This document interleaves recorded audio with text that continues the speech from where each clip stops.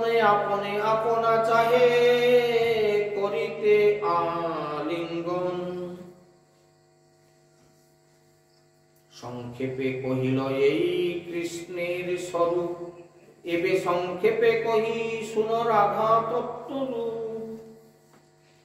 বলছে কৃষ্ণ কিরকম না, কৃষ্ণ আপন মাধুর্য হরে আপনার মন, আপনে আপনা চাহে করিতে আলিঙ্গন। ভগবান জানতেন না যে আমার এত রূপ, আমার যে এত রূপ, যে রূপের জন্য জগৎ আমাকে ভালোবাসে, জগৎ মোহিত হয়ে থাকে, এটা ভগবান জানতেন না। হ্যাঁ, তা নিজের মাধুর্যে শ্রীকৃষ্ণ নিজেই মুগ্ধ হয়ে যান। নিজে যখন আয়নাতে নিজের মুখ দেখছেন বা কালিন্দী যমুনার ধার দিয়ে যাচ্ছেন, হঠাৎ চোখে পড়ল যে আমার ছায়াটা পড়েছে জলের মধ্যে। আরে আমি এত সুন্দর, মানে এত রূপ তার, নিজে নিজেকে দেখে আপন মাধুর্য হরে আপনার মন, আপনে আপনা চাহি করিতে আলিঙ্গন। এই দেখবেন এখন এই যে বাড়িতে ওই যে সব সে রঙিন গ্লাস লাগানো আছে না, পাখি এসে সেইখানে এসে খালি ডক ডাক করতে থাকে। কেন করেন না, সে নিজের রূপ দেখে নিজে অস্থির হয়ে যাচ্ছে, বলে তুই যখন ভিতরে ঢুকছো আমিও ভিতরে ঢুকবো। সে বলে তুই ভিতরে ঢুকলু কি করে? ওরে ওটা যে তোর ছবি সে বুঝতে পারে না, দিনের পর দিন সে ঠকরি যাচ্ছে, দেখবেন সে ঠকরাতেই আছে। তো ভগবান কৃষ্ণই তো এরকম কাণ্ড হয়েছিল, পাখিদেরকে দোষ দিয়ে কিছু লাভ নাই। ভগবান নিজের রূপ দেখে বলে এত সুন্দর রূপ তোমার, তুমি আমাকে আলিঙ্গন, আরে ও তো তোমারই ছবি। হ্যাঁ, এই জন্য বলছে আপন মাধুর্য করে আপনার মন, আপনে আপনা চাহে করিতে আলিঙ্গন। অপরিকল্পিত পূর্ব কসমৎকারকারী স্ফুরতি মম গুরিয়ানেন মাধুর্য পুর, অয়মহপি হস্তপ্রেক্ষজং লুব্ধ চেতা সর্ব সমুখ ভুক্তং কাময়ে রাধিকেব। অর্থ, কৃষ্ণের স্বরূপ বর্ণনা করছেন। কৃষ্ণের স্বরূপ তত্ত্ব বর্ণনে ঐশ্বর্য এবং মাধুর্যের কথা এখানে উল্লেখ করছে। মাধুর্য এবং ঐশ্বর্য, তার ধামাদির এবং অনন্ত কোটি ব্রহ্মাণ্ডের মূল এবং আশ্রয়ে এতাদৃশ ঐশ্বর্য যার, তাকে অপর কেহ বশীভূত করতে পারে না। কিন্তু তিনিও রাধার প্রেমের বশীভূত, এতই রাধা প্রেমের মহিমা, যাকে এই ত্রিজগতে কেউ বশীভূত করতে পারে না। তাহলে রাধা প্রেমের একটা এক্সট্রা কোয়ালিটি আছে, তা না হলে সেই রাধা প্রেমের মহিমার দ্বারা কি করে তিনি বশীভূত করেন। আবারও শ্রীকৃষ্ণের অসামর্থ্য মাধুর্যের কথা বর্ণনা করা হয়েছে। অশেষ রসামৃত বারিধি, আত্ম পর্যন্ত সর্বচিত্ত হর, অর্থাৎ সাক্ষাৎ মনমথ মগন। এতাদৃশ যার মাধুর্যের আকর্ষণী শক্তি, তিনি আর কার দ্বারা আকৃষ্ট হবেন? হ্যাঁ, সুতরাং এই কথাগুলি কি আকৃষ্ট হয়ে কারো বা বশ্যতা স্বীকার করতে পারেন, কিন্তু তিনিও রাধা প্রেমের বশীভূত হয়ে গেলেন, রাধার প্রতি আকৃষ্ট হয়ে গেলেন। এর দ্বারা রাধা প্রেমের অপূর্ব মহিমার কথাই ব্যক্ত করা হচ্ছে। বিশেষত শ্রীকৃষ্ণের এই মদন মোহন রূপের অসমর্থ মাধুর্যের বিকাশের হেতু শ্রীমতী রাধা প্রেম, এটাও হচ্ছে রাধা প্রেমের মহিমাকেই সূচিত করছে। যে কারণবশত এই হচ্ছে সেই শ্রীকৃষ্ণ যিনি রাধা রানীর প্রতি রাধা প্রেমে যিনি বশীভূত। সংক্ষেপে কহিল এই কৃষ্ণের স্বরূপ। রামানন্দ বলছে প্রভু সংক্ষিপ্ত ভাবে কৃষ্ণের স্বরূপ আমি বর্ণনা করলাম, এবে সংক্ষেপে কহি শুনো রাধা তত্ত্বরূপ। কৃষ্ণের অনন্ত শক্তি, তাতে তিনি প্রধান। এইখানে সে কিছু কথা বলি। ভগবান শ্রীকৃষ্ণের অনন্ত শক্তি, অনন্ত, কোন সীমা পরিসীমা নাই, অনন্ত শক্তি। তা এর মধ্যে তিনটি শক্তি প্রদান। এক নম্বর হচ্ছে চিৎ শক্তি, দুই হচ্ছে মায়া শক্তি, তিন নম্বর হচ্ছে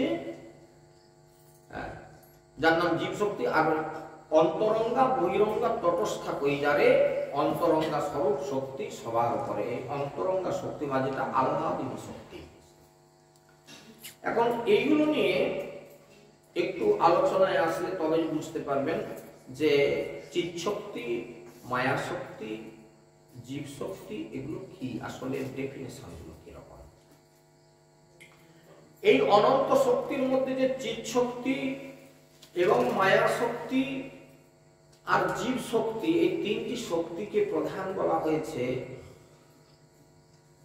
চিৎ শক্তির অপর নাম হচ্ছে অন্তরঙ্গা শক্তি, আর মায়া শক্তির অপর নাম হচ্ছে বহিরঙ্গা, আর জীব শক্তির নাম হচ্ছে তটস্থা শক্তি। বিষ্ণু শক্তি পরাপ্রক্ত ক্ষেত্র জ্ঞাখ্যা তথা পরে অবিদ্যা কর্ম সংজ্ঞা তৃতীয়া শক্তি বিশ্বতে সচ্চিদানন্দময় কৃষ্ণের স্বরূপ, অতএব স্বরূপ শক্তি হয় তিন রূপ। সচ্চিদ আনন্দময় কৃষ্ণের স্বরূপ, অতএব স্বরূপ শক্তি হয় তিন রূপ। সেই তিনটা রূপের এবার বর্ণনা দিচ্ছেন। কি কি তিনটা রূপ? আনন্দাংশে আহ্লাদিনী, যে আহ্লাদের দ্বারা আনন্দ বর্ণন করেন। সংদংশে সন্দিনী, আর চিদাংশে সংবিদ, যারে জ্ঞান করিমানি।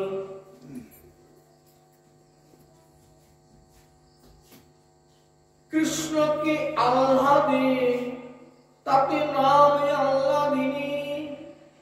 সেই শক্তি দ্বারে সুখ আস্বাদে আপনি, নিজে সুখ আস্বাদন করবার জন্য সেই আহ্লাদের সঙ্গে আনন্দের অনুভব রূপে চিন্ময় রস, এটা হচ্ছে চিন্ময় রস, যার বহিঃপ্রকাশ নেই। এর ভাষা দিয়ে আমি বোঝাতে পারবো না। আনন্দের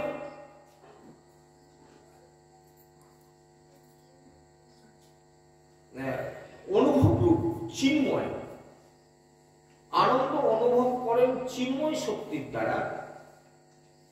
আনন্দের অনুভব বা আস্বাদনকে চিন্ময় রস বলা হয়েছে। এই আনন্দ অনুভবের প্রেমের খ্যাতিটাই হচ্ছে কীর্তি বা এই আহ্লাদিনী শক্তি। এই আনন্দের অনুভব জন্মায় বলেই আনন্দ অনুভবটি প্রেমের খ্যাতি বা কীর্তি। আর এই কথার যে আরো গূঢ়ার্থ যদি আমরা ব্যবহার করি, তাহলে কি না, প্রেম হচ্ছে আনন্দ অনুভব স্বরূপ, আর চিন্ময় রস জন্মায়, অর্থাৎ প্রেমই হচ্ছে আনন্দ স্বরূপ।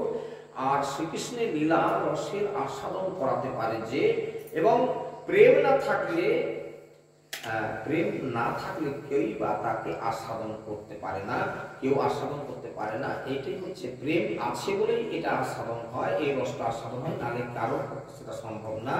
আর ভগবান শ্রীকৃষ্ণ বলছেন যে আমার মাধুর্য নিত্য নবনব হয়, আমার মাধুর্য তার রূপের পরিবর্তন নিত্য নিত্য নিত্য নবায়মান, স্ব স্ব প্রেম অনুরূপ ভক্ত আস্বাদন করে। তো সুতরাং আনন্দাংশে আহ্লাদিনী, অর্থাৎ যে শক্তির দ্বারা তিনি নিজে আনন্দিত হন। সংদংশে সন্ধিনী শক্তি, আর হচ্ছে চিদাংশে সংবিদ শক্তি বা যার জ্ঞান পরিমাণে। তো সেই শক্তি দ্বারা সুখ আস্বাদে আপনি, সেই শক্তি দ্বারে সুখে আপনি আস্বাদনে আপনি, সুখরূপ কৃষ্ণ করে সুখ আস্বাদন। নিজেই সুখ স্বরূপ, আবার নিজেই সুখ আস্বাদন করছেন। সুখরূপ কৃষ্ণ করে সুখ আস্বাদন, ভক্তগণে সুখ দিতে আহ্লাদিনী কারণ। কিন্তু আমি তো সুখ অনুভব করছি, তার ভক্তরা বুঝবে কি করে? যে কারণবশত এখানে আহ্লাদিনী শক্তি রূপে রাধারানীর, শুধু আমাদের মতো মূর্খকে বোঝানোর জন্য। ভগবানের এটা প্রয়োজন নেই, ভগবান আপনি আপনি আস্বাদন করতে পারেন। আহ্লাদিনীর সার অংশ তার প্রেমে নাম, আনন্দ চিন্ময় রস প্রেমের আখ্যান। আনন্দের অনুভব হচ্ছে চিন্ময় রস। আনন্দ পাওয়াটা আমরা কিছুতেই কাউকে আনন্দ দিতে পারি না, সে যদি মনের মধ্যে নিজে আনন্দ পায় তাহলে সম্ভব। এটা কি? এবার এখন আনন্দময় ধামেই চলে গেলাম, এখানে খুব মন টন ভালো লাগছে না, একটু আনন্দের জায়গায় যাই। দেখুন, একটা আনন্দের জায়গা, সেখানে সবাই আনন্দ করছে, কিন্তু আমি যদি আমার অন্তরের ব্যথা থাকে, আমি যে সেখানে বসে যদি কাঁদি, হতেই পারে। তাহলে এর আমি যে উদাহরণটা দিয়ে আপনাদের বোঝাতে চাইলাম সেটা কি না, আনন্দটা হচ্ছে নিজে নিজে প্রাপ্ত হতে হয়, তা না হলে আনন্দ কেউ কাউকে দিতে পারবে না। কি অদ্ভুত একটা জায়গা। এত যে কথাটা বললাম যে আনন্দের জায়গায় গেলেন, সবাই আনন্দ করছে, ওখানে আনন্দ পাচ্ছে সবাই। এমন তো হতে পারে আপনি ওখানে বসে বসে কাঁদবেন, আপনার মনের মধ্যে এমন কিছু ব্যথা আছে, দুঃখ আছে। এখন কিছু কিছু লোক তারা দুঃখে ঘুমিয়ে যাচ্ছে, তাদের মনে দুঃখ হলো, এই জন্য ঘুমিয়ে যাচ্ছে। দুঃখ করো না। প্রেমের পরম সার মহাভাব জানি, সেই মহাভাব রূপা রাধা ঠাকুরানী। প্রেমের পরম সার মহাভাব,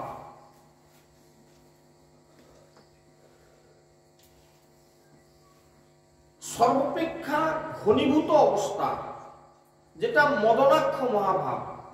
যেমন মিষ্টি, খারাপ নয় মিষ্টি, ভালো, দারুণ গাঢ় মিষ্টি, খুব মোটা রস,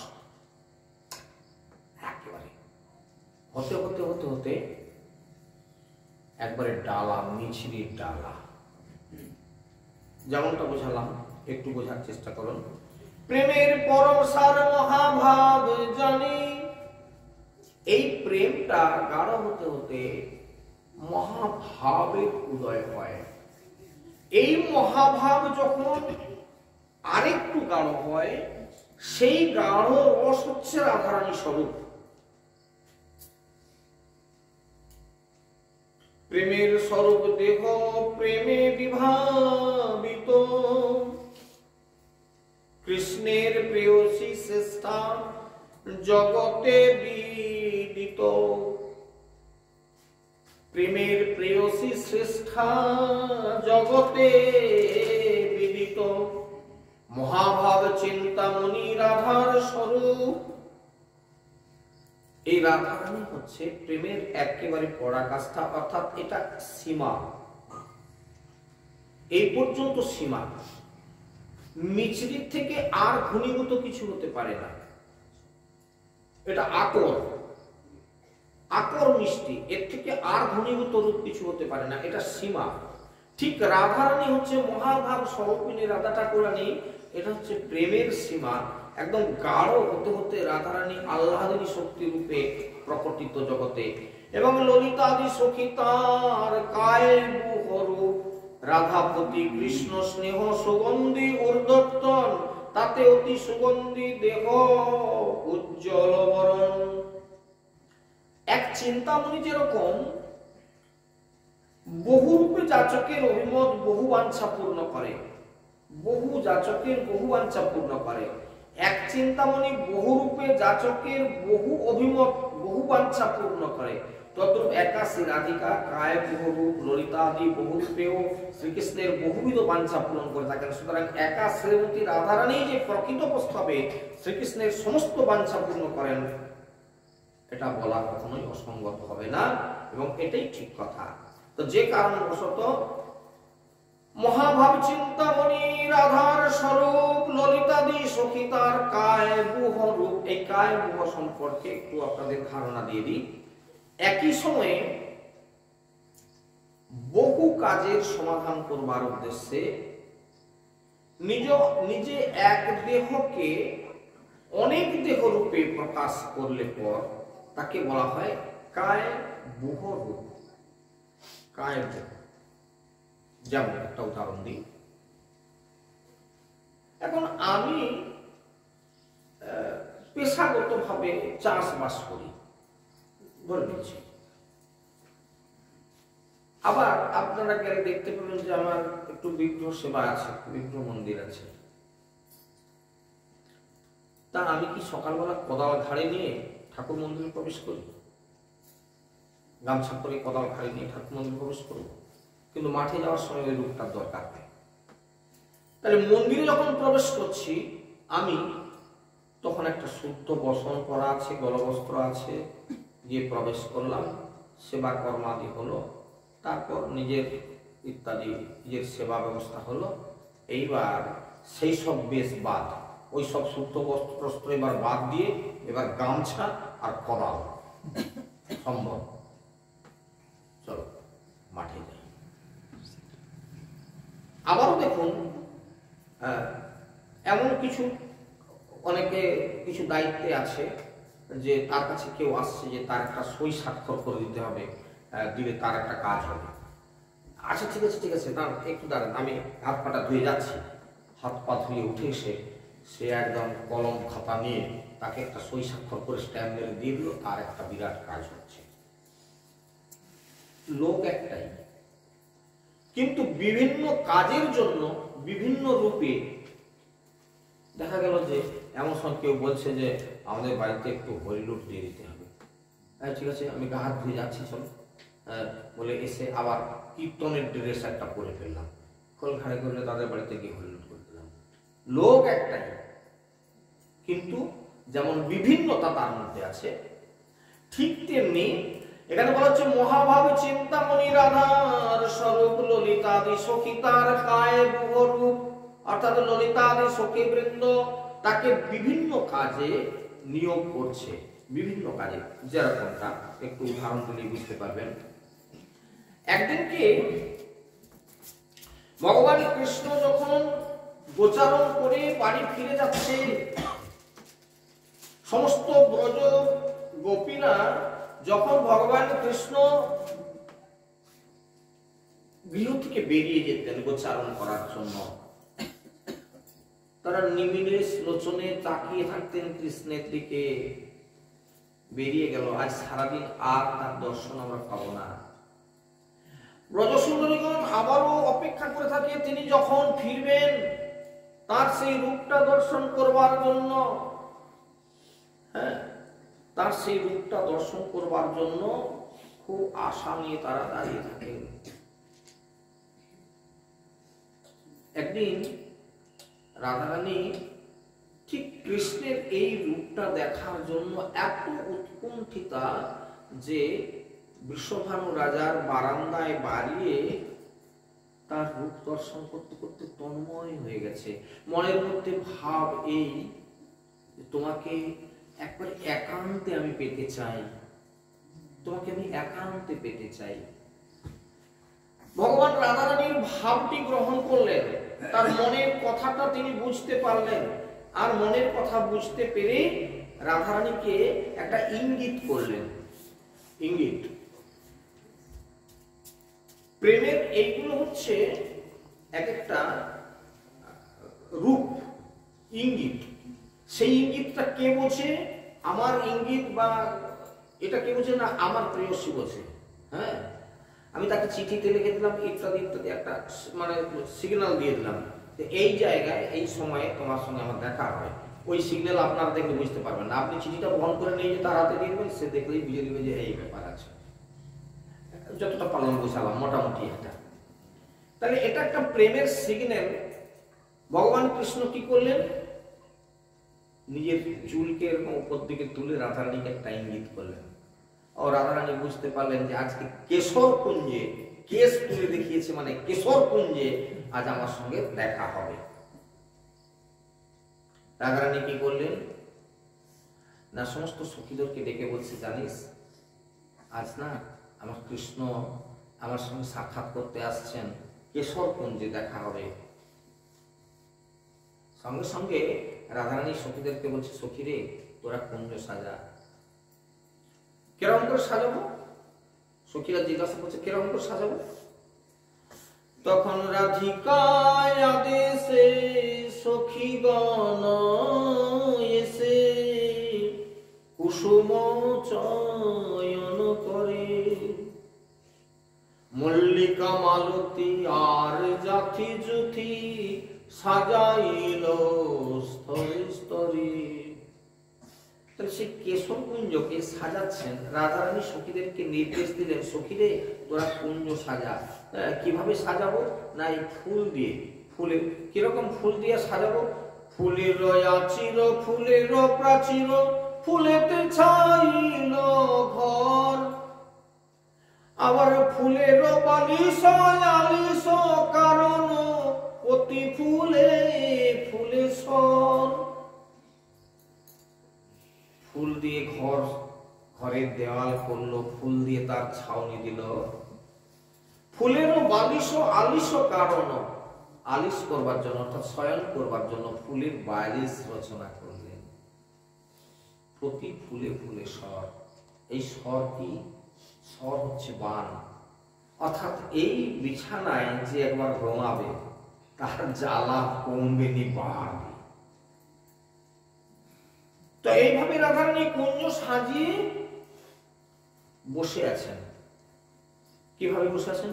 সুকপিকদারি মদন প্রহরী ভ্রমরা গুঞ্জয়ে তাই, দোকান পাতিয়া আছেন বসিয়া, আসিবে বলে শ্যামরায়। সুকপিকদারি মদন প্রহরী। মদন প্রহরী মানে মত্ততার সঙ্গে পাহারা দিচ্ছে নিজে, একবারে অনিমেষ লোচনে তাকিয়ে আছে, কৃষ্ণ আসবে। কান পেতে বসে আছে, বলে দোকান পেতে ধনী বসে আছে, যেন দোকান পেতে ধনী বসে আছে, তাই দোকান পেতে ধনী বসে আছে। দু কান পেতে বসে আছে। কেন কান পেতে বসে আছে? কেন না আবার সেই কৃষ্ণের চরণে নপুর আছে। আমি দূর থেকে আসলেই বুঝতে পেরে যাবো, কান পেতে বসে আছে যে দূর থেকে আসলেই বুঝতে পারবো যে তিনি আসছেন, তার পায়ের নপুর এর জুনুথুর শব্দ শোনা যাবে। ঠিক পাশ কাটিয়ে কৃষ্ণ চলে যাচ্ছে কোথা দিয়ে না এপাশে। এই যে কথাটা, এই কথাটা কিন্তু চন্দ্রাবলীও শুনেছিল। চন্দ্রাবলী শুনে বলে যে এতদিন আমাকে বঞ্চনা, আমাকে কতবার কথা দিয়েছে তোমার কুঞ্জে গিয়ে চন্দ্রা একদিন তোমার মনের ইচ্ছা পূর্ণ করে যাবো, আমার আজ পর্যন্ত সময় হয়নি। তো রাধারানীর কুঞ্জকে আসার মানে কেশর কুঞ্জে আসার পথেই হচ্ছে চন্দ্রাবলীর কুঞ্জ। হ্যাঁ, তো চন্দ্রাবলী কথাটা শুনে সে বলে নিত্য নিত্য নিত্য যাও তুমি নপুরের ধ্বনি শুনি। নিত্য নিত্য তুমি চলে যাও, তোমার নূপুরের ধ্বনি আমি শুনি, কিন্তু আমাকে কোনোদিন প্লেস দাও না, বঞ্চনা করে তুমি রাধারানী। আজকে আমি ছাড়বো না, এতদিন পরে আজকে যখন লাগ পেয়েছি আজকে ছাড়বো না। চন্দ্রাবলী এবার সেও কুঞ্জ সাজিয়ে আগে বসেছে। এইখান দিয়ে যেতে কৃষ্ণ যাবে কোথা দিয়ে? এগুলো ভজন জগতে প্রবেশ করে তখন বুঝতে পারবেন যে রাধারানীর কুঞ্জে যাবার পথে কোন কোন সখী কুঞ্জ আছে।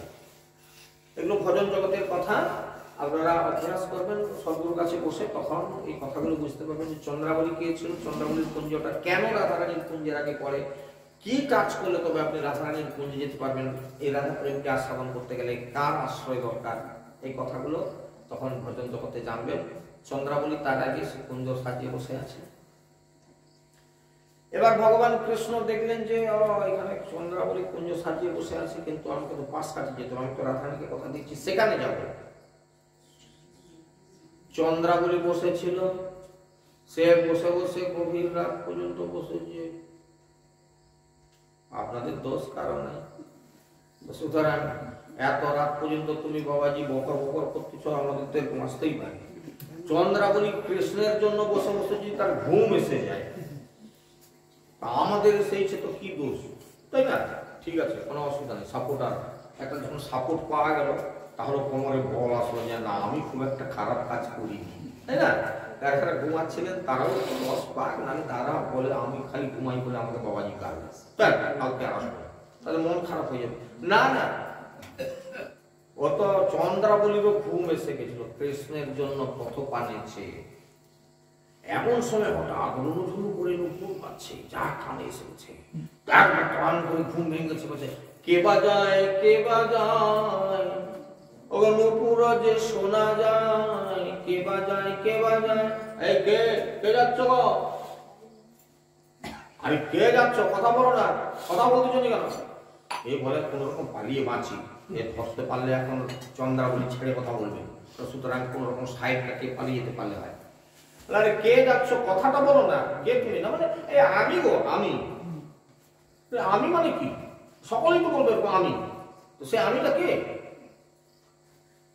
না তুমি চিনবে না, আমি বলে না দাও, ওসব চালাক কি চলবে। হ্যাঁ, চন্দ্রাবলী গিয়ে ধরলো, ও শ্যাম সুন্দর, তুমি খুব ফাঁকিবাজি দিয়ে আমাকে পালাও না আজকে, এখন আমাকে ধরলে চলবে না কেন? কিসের ব্যস্ততা বলো তো? সর্বনাশ, আজকের ব্যস্ততা জানো? মরে যতে করা খালাম চলিনু তোরা, একে বাছুরি হইল হারা। আমরা তাড়াতাড়ি করে গরু বাছুর সব চলে গেছি, সন্ধ্যা হয়ে গেছে বলে তাড়াতাড়ি করে তাড়াতে গিয়ে একটা বাছুর হারিয়েছে। ঘরে সে বাছুর ঘর যায়নি, তার মা হাম্মা হাম্মা করতেছে, এই রাত্রে বলে বাছুর খুঁজতে যাচ্ছি। হ্যাঁ, এখন তুমি খেতে যাবে? ভারী চালাক লোক তুমি, বাছুর খুঁজতে যাচ্ছ। হ্যাঁ, কোথায় বাছুরটি হারাইছে? তুমি বড় গোলমাল লোক না, বাছুর খোঁজার নাম করে এখন রাতের বেলা তুমি কিনা এখন রুনুঝুনু করে যাচ্ছ। ওসব বাছুর থাক, বাছুর পরে খুঁজে দিয়ে আসবো আমি এখন। চুপ করো না, বলে দেখো পিছনে দাদা আসছে, দাদা বিপদে পড়েছে, দাদা আসলে বললো বিপদ ছেড়ে দিতে করবে। বলে আমি তো একা আসিনি, রাত্রেবেলা বলে আমার দাদাও আসছে, পিছনে বড়রাম আছে, তুমি ছেড়ে দাও, লাজ লজ্জায় পড়ে যাবো, এত তুমি এরকম জড়াজড়ি করে কেন করছো? বলে দাদা থাকু আর যে হোক, আজ তোমার ছাড়বো। রাধারানী সে পাশে বসে রইল। এখন চন্দ্রাবলীর কুঞ্জে নিশি যাপন করে, এবার চন্দ্রাবলী করেছে কি না, তোমাকে আজকে এই যে নিজের মতো করে সাজিয়ে পুজো করতে গেলে পর নিজের মনকে সেখানে যতটা গাঢ় করতে পারবেন তবে পুজোটা পুজো হবে। তা নাহলে ওই খালি জোগাড় করে বসে আছি, বামুন ঠাকুর কখন আসবে, আসেনি বলে বামুনকে গাল দিচ্ছে, আবার নিয়ামন হয়ে বামুনকে পাল্টাতে হবে, নাহলে চলবে নিয়ে খালি আজকাল 4টা পর্যন্ত বসে আছি, না খেয়ে দিয়ে বামুন আসবে কখন পূজা হবে। তাই এটার নাম পুজো নয়। পুজোটা হচ্ছে আন্তরিকতা, মানে সেখানে তার মতো হয়ে যেতে হয়, তা নাহলে তাকে পুজো করা যায় না। তো ভগবান কৃষ্ণকে কি করেছে চন্দ্রাবলী, তাকে নারী সাজিয়ে মানে মেয়ে সাজিয়ে, তার চোখে কাজল পরিয়েছে, কপালে সিঁদুরের বিন্দু দিয়েছে, দিয়ে তাকে শাড়ি পরিয়ে দিব্যি পুজো করেছে। আর সেও দিব্যি পূজা টুজা পেয়ে খেয়ে দিয়ে দিব্যি নিশি যাপন করলেন চন্দ্রাবলীর সঙ্গে। এদিকে প্রায় ভোর হয়ে গেছে, পুরো পুকুরে কোকিল ডাকতে আরম্ভ করে দিয়েছে, যখন তো করে চমকে উঠছে, তাই তো বোধহয় রাত্রি সকালবেলা না সত্যি তো ভোর হয়ে যাচ্ছে, তখন এবারে চোখ ঘষতে ঘষতে গিড়গিড় করে ছুটতেছে, বলে রাধারানী নিশ্চয়ই গোটা রাত বসে আছে আমার জন্য, আমি তাড়াতাড়ি যাই। গল্প কেন শোনাচ্ছি, কারণটা হচ্ছে তার বিভিন্ন রূপ, বিভিন্ন রূপটা দেখাচ্ছি। রাধা মহাভাব চিন্তামণি রাধার স্বরূপ, ললিতাদি সখী তার কায় গুহ রূপ, রাধাপতি কৃষ্ণ সেহ সুগন্ধি ঊর্ধ্বতন, তাতে অতি সুগন্ধি দেহ উজ্জ্বল বরণ। এর অর্থ বোঝাতে গিয়ে দেখাচ্ছে এবার, যে রাধারানী কৃষ্ণকে পাওয়ার লালসে একবারে তন্ময় হয়ে বৃষভানু রাজার বারান্দায় দাঁড়িয়ে কৃষ্ণের সেই ধুলোধূসরিত অঙ্গ সারাদিন গোচারণ করে ফিরে যাচ্ছে, সেই রূপটা দেখার জন্য এক দৃষ্টিতে অনিমেষ লোচনে তাকিয়ে আছে। আর আজকে কিনা কেশ স্পর্শ করে যেই না তাকে ইঙ্গিত করলো যে কেশর কুঞ্জে দেখা হবে, আজকে কুঞ্জ সাজালো, এ পর্যন্ত ঠিক ছিল, কিন্তু যেই না চন্দ্রাবলীর কুঞ্জে নিশি যাপন করে রাধারানীর কুঞ্জে এসে হাজির হলো, সঙ্গে সঙ্গে প্রণয় কোপ সৃষ্টি হয়ে গেল। দেখুন এই পরিবর্তনটার কথাই আপনি আপনাদের দেখানোর জন্য এই কাহিনীটা উল্লেখ করলাম। হ্যাঁ, প্রণয় কোপ। রাধারানী যখন দেখলো যে প্রায় প্রভাত হতে গেল, তিনি তো এলেন না,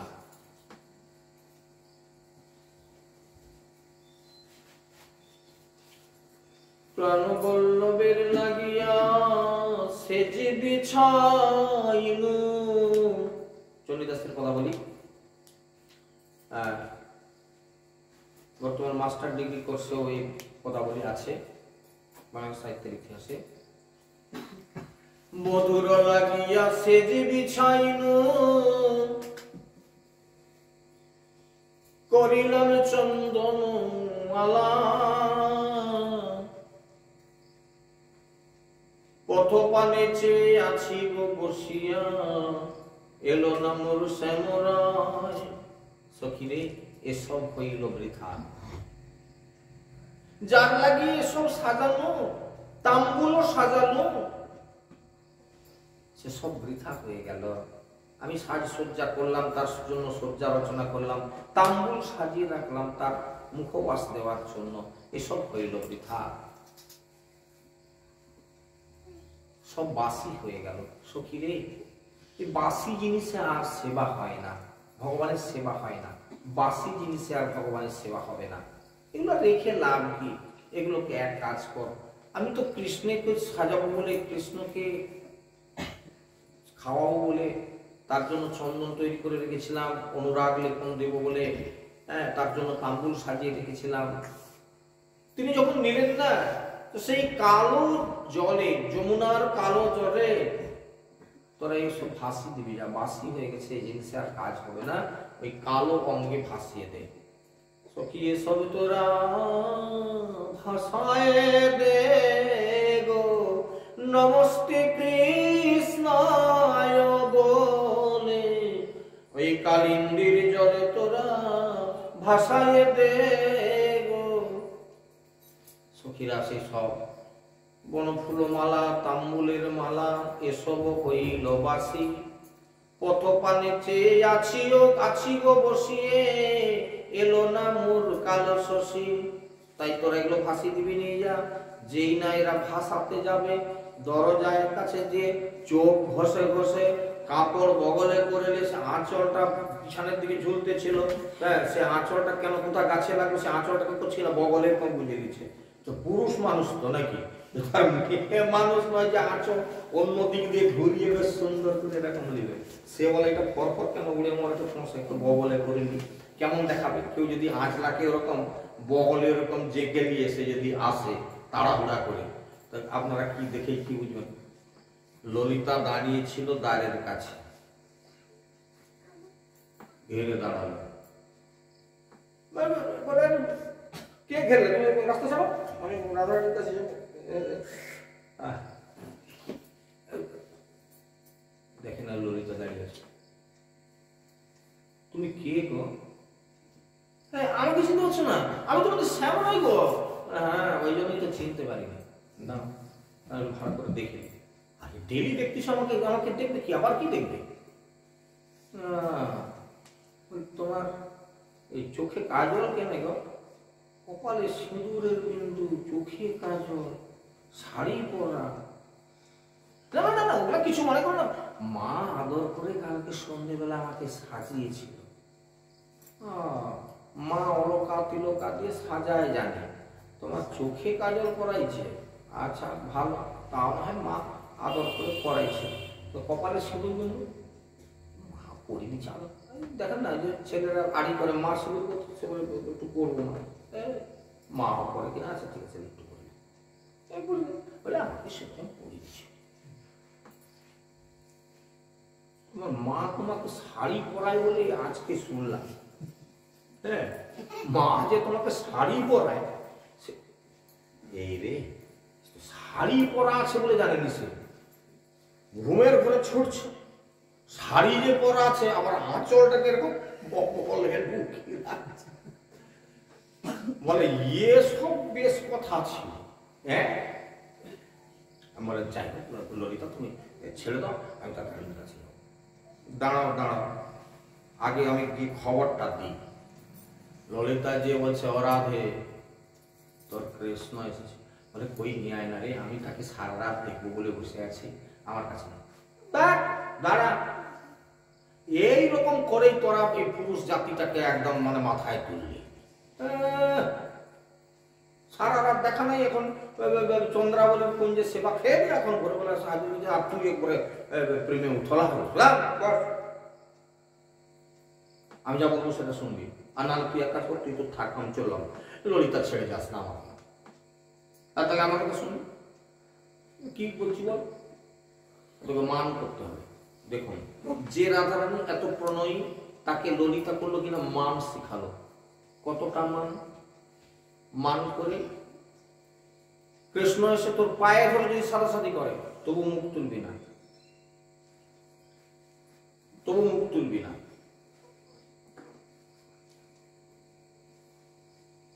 আমি তার দিকে তাকাবো না, না তাকাবি না, দাঁড়া না, একটু দাঁড়া না, আবার তো আছি, একে বেশ একটু উপযুক্ত শাস্তি দিতে হবে। এই পুরুষ জাতিটা পেয়ে বসেছে, উপযুক্ত শাস্তি দিতে হবে। আর শোন, মানটা ভালো করে আমি দেখে নেবো টেস্ট করে। ও রাধে, তোর কৃষ্ণ এসেছে, ফিরে যেতে বল, মানে টেস্ট করা হচ্ছে, টেস্টিং হচ্ছে, হ্যাঁ, রিহার্সাল করে ঠিকঠাক করে রাস্তা একদম ভুল করবি। রাধে, তোর কৃষ্ণ এসেছে রে, ওকে ফিরে যেতে বল, আমি তোর সঙ্গে কথা বলবো না।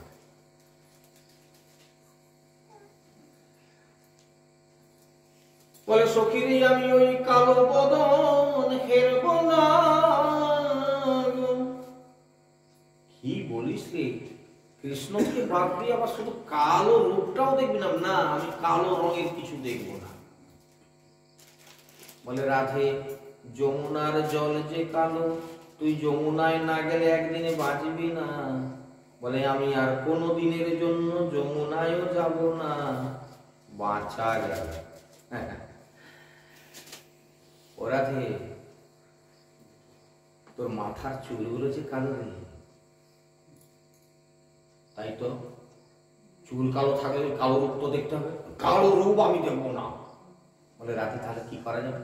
বলে মুড়াইয়ে ফেলিব মাথার কেশে, আমি মুড়াইয়ে ফেলিব। ললিতা বলে রাধে, তাহলে তুই যে নেড়া হয়ে যাবে। বলে আমার নেড়াই ভালো। ও বা, সেই নেড়ার কথা বলে যে আবার, হ্যাঁ, আমার নেড়াই ভালো।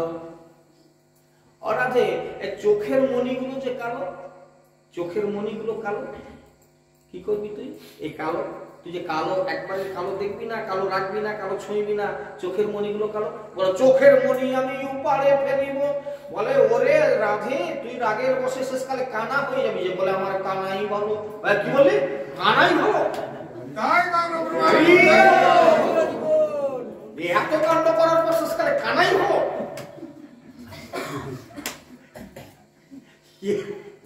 পড়েছে ভালো লোকের সঙ্গে।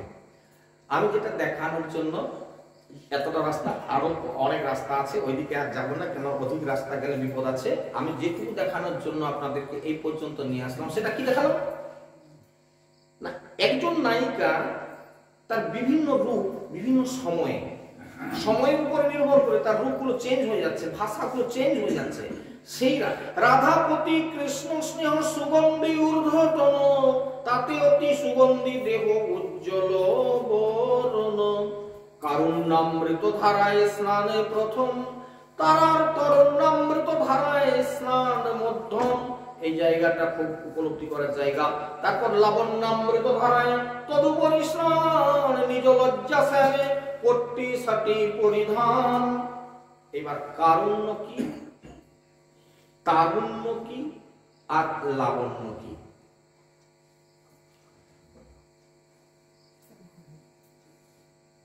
কারুণ্য, কারুণ্য কাকে বলে না, পরের দুঃখ দেখে সহ্য না করতে পেরে তার উপশম করার ব্যবস্থা, এর নাম কারুণ্য। করুণায় আপ্লুত হয়ে, হ্যাঁ, গৌর সুন্দর কলির জীবের দুঃখ দুর্দশা দেখে করুণায়াবতীর্ণ করো, সমর্পয়িতুমুন্নত জলরসান স্বমুক্তি শ্রেয়ং হরি পুরটা সুন্দর দ্রুতি কদম্ব সন্দীপিত সদা হৃদয় কন্দরে স্ফুরত শ্রী শচীনন্দন। কিসের কারণে? কলির জীবের প্রতি করুণা উপলব্ধি করে দয়া করা আর করুণা করা এই দুটো কিন্তু অনেক ফারাক, এক যায় এক না। দয়া আর করুণা দুটো আলাদা। যেমন একটা উদাহরণ দিই, হ্যাঁ, একজন ভিখারি ট্রেনে উঠছে, বলছে বাবু অন্ধজনে একটা টাকা দাও বাবা, অন্ধজনে একটা টাকা দাও বাবা। আমি বললাম তোমার একটা দাও, দিলে তুমি একটা টাকা।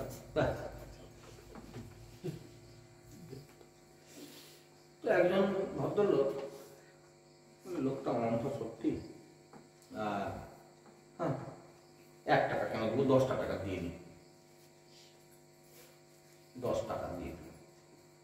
দেখ অন্ধ লোক ঘরে বসে খাবে যদি। পরের দিন আবার অফিস যাওয়ার সময় দেখে না, বাবু অন্ধজনে দয়া করো বাবা, 1 টাকা দাও। আরে কালকে যে 10 টাকা দিলাম, সে খালি বলে বাবু 1 টাকা দেন। তোর কোনোদিনই অভাব যাবে, ডেলি বলে বাবু দয়া করে 1 টাকা দাও। তাহলে কি না, দয়ার দানটা এরকম সংক্ষিপ্ত। এই দয়া করতে করতে আপনি দয়া করতে থাকুন, ওর অভাব কোনোদিন মিটবে না। করুণা কাকে বলে? যদি আপনার মনে এরকম হয়, আচ্ছা এই মানুষটা অন্ধ, শরীরটা ভালো, যদি এর অন্ধত্বকে আমি মুছে দিতে পারতাম, যদি ওকে নয়ন দিতে পারতাম, তাহলে কি ওর প্রতি করুণা করা হতো না? দেখুন, হ্যাঁ এটা তো চিকিৎসায় এই বা একে যদি একটা নেত্রালয়কে যদি এটাকে চেঞ্জ করে দিতে, তাহলে এ তো ভালো দেখতে পাবে। যদি এটা করা যায়, তাহলে ওর হাত পাতবে না কোনোদিনের জন্য। এটা হচ্ছে করুণা।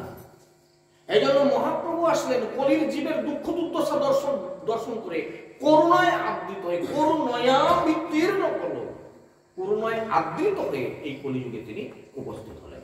দয়া দেখার দাক্ষিণ্য করবার জন্য নয়। ওই 1 টাকা ভিক্ষা দিলে কোনদিন মানুষের দুঃখ দূরে যাবে না। দারিদ্রকরণকে যদি দূরে সরাতে হয়, তাহলে এমন তাকে দিতে হবে যার দ্বারা সে আর কোনোদিন হাত পাতবে না। এর নাম হচ্ছে করুণা, এর নাম করুণা। আর নাহলে দয়া করে 1 টাকা দাও, দিয়ে দিল, ডেলি হাত পাতবে, ডেলি 1 টাকা করে দিতে হবে, দূর আর কোনোদিনই অভাব মিটবে। তাহলে এইটি হচ্ছে করুণা। অর্থাৎ করুণার ডেফিনেশনটা হচ্ছে এই, পরদুঃখ সহজস্তু করুণম সনিবদ্ধতে নিগদ্ধতে। এটা হচ্ছে করুণা।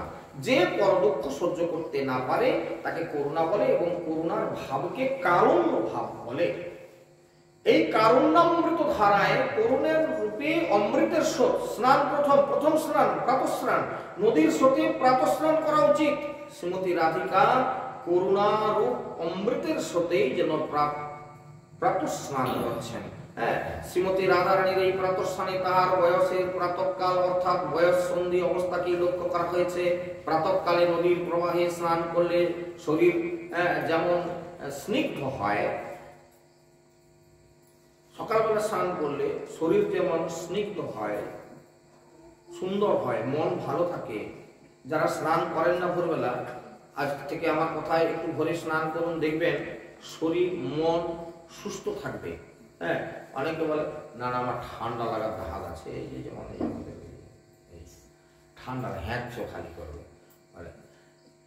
ভোরে উঠে স্নান করে, নদীর ধারে ঘর, নদীতে গিয়ে ডুব দিবে 3টা 6টা 8টা 10টা দিয়ে আমাকে বলবে সন্ধ্যাবেলা যে আমি হ্যাঁচো করতেছি প্রভু। হ্যাঁ, কিচ্ছু হবে না। ও দিন কতক প্র্যাকটিস করে দিবেন, তারপরে দেখবেন যে আর হবে না, শরীর সুন্দর থাকবে, মন ভালো থাকবে, একদম চনমনে থাকবেন।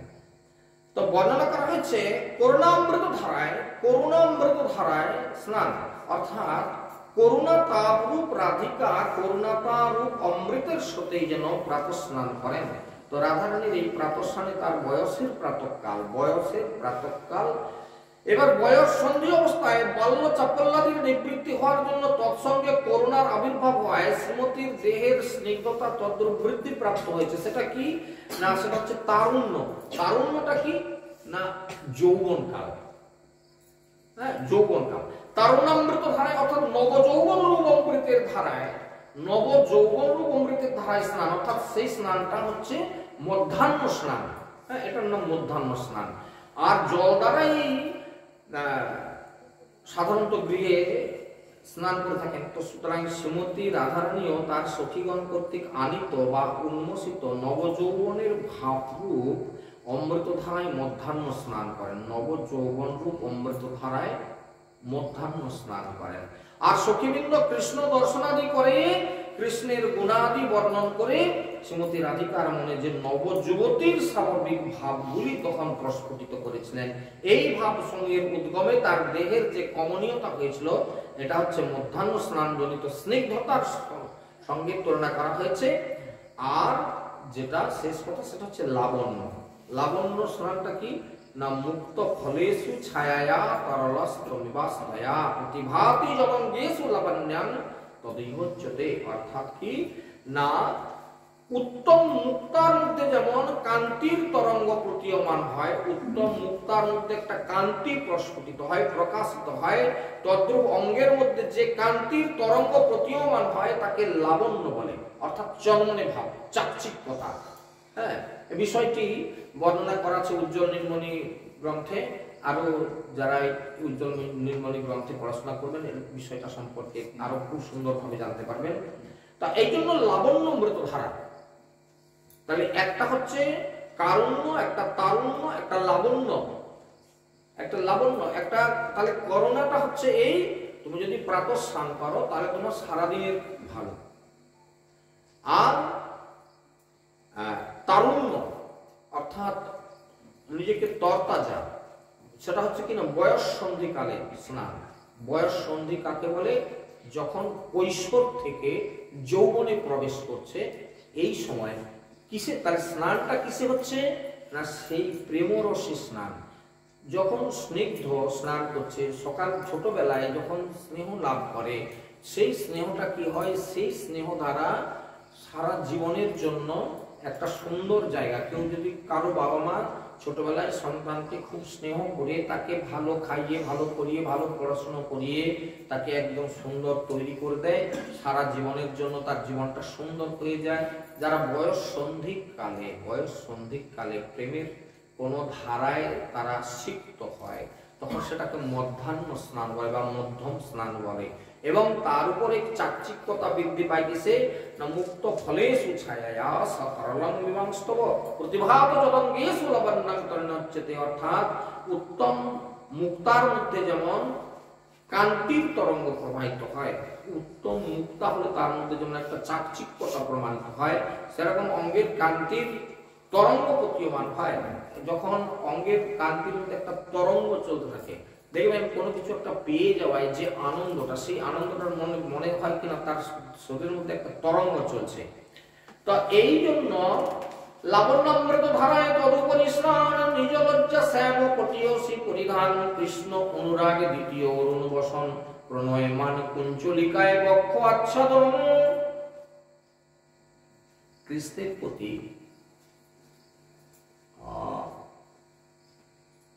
কৃষ্ণ বিষয়ক যে অনুরাগ,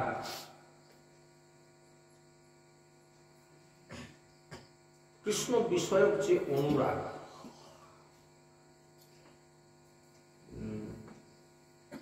এটাকে রক্তবর্ণ উত্তরীয় বস্ত্রের সঙ্গে কল্পনা করা হয়েছে। অনুরাগ, অনুরাগ রং, মনের অনুরাগ রং। এখন অনুরাগটা কি আর বাহ্যিক বিষয়টা কি সেটা সম্পর্কে একটু ধারণা দিই, যদিও আমি বোধহয় বোঝাতে পারছি না আপনাদের ঠিক। অনুরাগ যেটা মনে করলাম, যেটা আমি করতে চাই, যেটা আমি দেখাতে চাই, কিন্তু সেই অনুরাগটা প্রকাশিত না হয়ে বাইরের রংটা, যেমন রবীন্দ্রনাথ ঠাকুর একটা সুন্দর লাইন লিখেছিলেন যে অনুরাগ রঙে মন না রাঙায় কাপড় রাঙানো যোগী।